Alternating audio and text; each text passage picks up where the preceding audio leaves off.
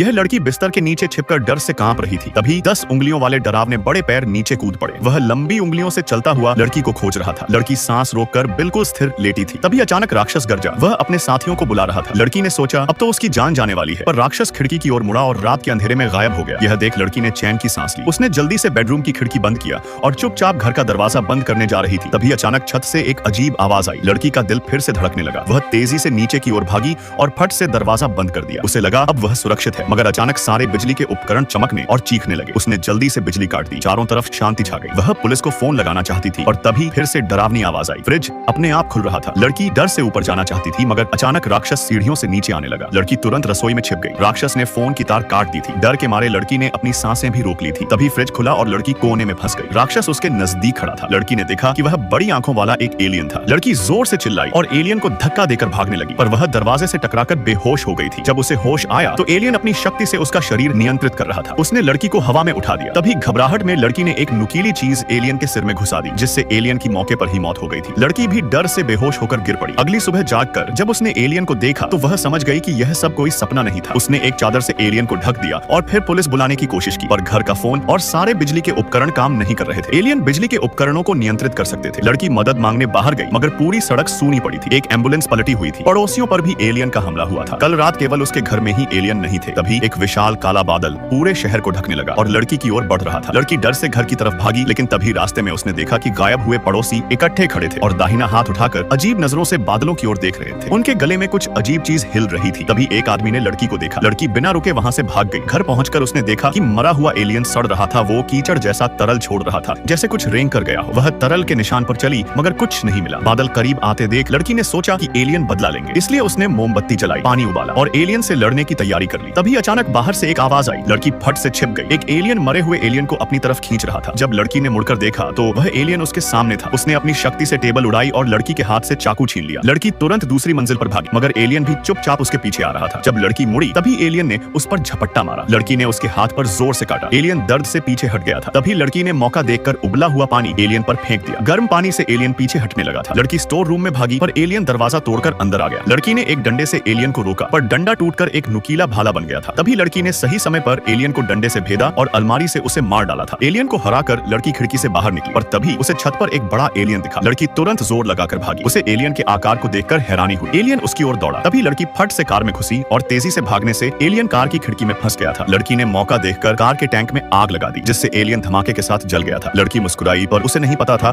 कि आसमान में अनगिनत एलियन शिप आ रहे थे।